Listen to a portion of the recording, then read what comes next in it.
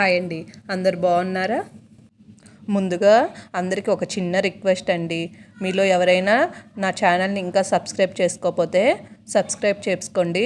అలాగే పక్కనున్న bell icon button నొక్కితే నేను ఏ వీడియో పెట్టినా మీకు నోటిఫికేషన్ వస్తుంది. ఈ వ్లాగ్ వచ్చేసి దీపావళి పండుగ రోజు ఉదయం నుంచి నైట్ వరకు నేను ఏం చేశానో వీడియో చూపిస్తున్నాను. ఉదయాన్నే నిద్ర లేచిన తర్వాత బయట కడిగేసి ముగ్గు పెట్టేసుకున్న తర్వాత పిల్లలకి టిఫిన్లు అవి చేసి పెట్టేసి తర్వాత స్నానం చేసిన తర్వాత మధ్యాహ్నము లంచ్లోకి ముద్దపప్పు, పచ్చిమిర్చి పచ్చడి, అలాగే రసము చేశాను. అన్నం వచ్చేసి రైస్ కుక్కర్లో పెట్టేశాను.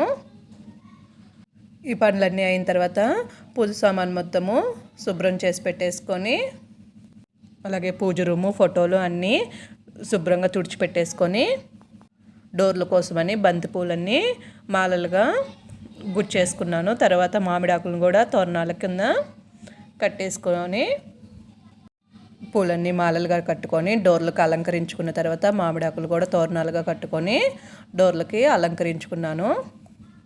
తర్వాత కడిగి పెట్టుకున్న పూజ సామాను, ఫోటోలు తుడిచిపెట్టుకున్న ఫోటోలు అన్నిటినీ పూజ రూమ్లో సర్దేసుకొని పూజ అంతా కంప్లీట్ అయిన తర్వాత మాకు దగ్గరలో ఉన్న శివాలయం గుడికి వెళ్ళొచ్చాము.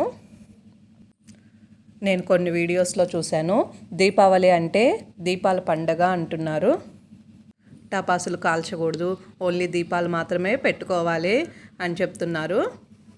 దీపావళి పండుగ అనేది మన పెద్దల కాలం నుంచి వస్తున్న పండుగ. దీపావళితో పాటు ఒక్క టపాసైనా పేల్చుకునే వాళ్ళు.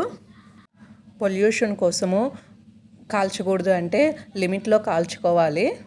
అలాగే దీపావళి పండుగ రోజు చేసుకునేది పండగ కాబట్టి కాల్చకూడదు అని రూల్స్ ఏమి పెట్టుకోకూడదు.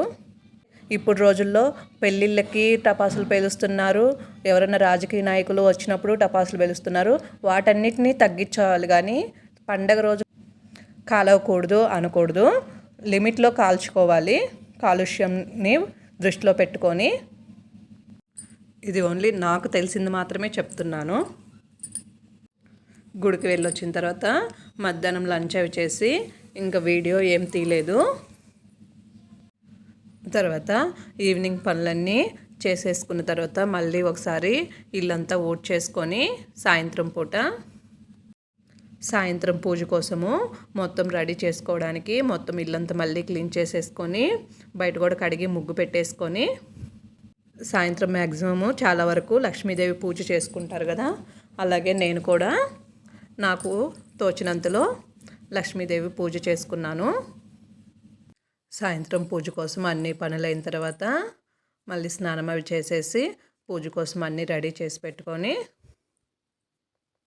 పూజ కోసం అమ్మవారికి పీఠం ఏర్పాటు చేసుకొని పీఠం మీద ఒక క్లాత్ వేసి క్లాత్ తర్వాత అమ్మవారిని కూర్చోపెట్టేసుకున్నాను.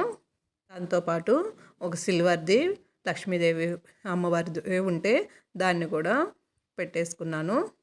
అమ్మవారి ముందు కొంచెం అలంకరణ చేసుకొని అలాగే అమ్మవారికి తాంబూలం అవి పెట్టేసుకున్న తర్వాత అలాగే అమ్మవారి దగ్గర అమ్మవారికి ఎంతో ఇష్టమైన గవ్వలు, శంకు చక్రాలు, చిట్టి గాజులు పెట్టుకున్నాను. తర్వాత అమ్మవారికి పాలతో చేసిన నైవేద్యం ఇష్టం కాబట్టి పాల పొంగల్ చేసి పెట్టాను. పాల పొంగల్తో పాటు దద్దోజనము, పులిహోర, అలాగే పెసరపప్పు పులగమన్నము, వడపప్పు, పానకము, వడపప్పుతో పాటు ఒక బెల్లం ముక్క ప్రసాదంగా పెట్టుకున్నాను. అరటిపండ్లు ప్రసాదాలన్నీ పెట్టుకున్న తర్వాత అమ్మవారికి దీపం పెట్టేసుకొని కడ్డీలు వెలిగించేసుకున్న తర్వాత నాకు వచ్చిన కొన్ని శ్లోకాలు చదువుకొనేసి ముందుగా నేను ఇత్తడి ప్రమిదల్లోనే దీపారాధన చేశాను. తర్వాత మట్టి ప్రమిదల్లో దీపం అవి వెలిగించేసి అమ్మవారి దగ్గర పెట్టి తర్వాత బయట వాకిళ్ళల్లో అట్లా కూడా పెట్టాను. అన్ని చోట్ల దీపాలు అవి పెట్టిన తర్వాత అమ్మవారికి కొబ్బరికాయ కొట్టేసుకొని హారతి ఇచ్చేసుకున్నాను.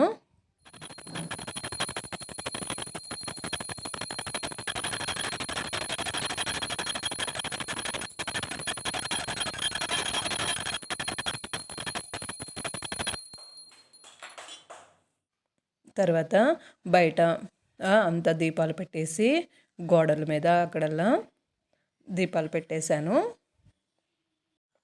తర్వాత అమ్మవారికి ధూపం కూడా వేసుకున్నాను. అమ్మవారికి ధూపం అంటే చాలా ఇష్టం కదా, అందుకోసం అనేసి పచ్చకర్పూరము ఇవన్నీ వేసి అమ్మవారికి ధూపం కూడా వేసుకున్నాను. ఇంట్లో పూజ అంతా అయిపోయిన తర్వాత పిల్లలు నేను ప్రసాదం అవి కొంచెం తీసుకొని తర్వాత బయట పిల్లలతోటి కొన్ని ఫోటోలు వీడియోలు తీశాను. తర్వాత పిల్లలతో కూడా కొన్ని దీపాలు అవి పెట్టించేసి తర్వాత పిల్లలకు టపాసులు కాల్చుకోవడం అంటే సంబరం కదా.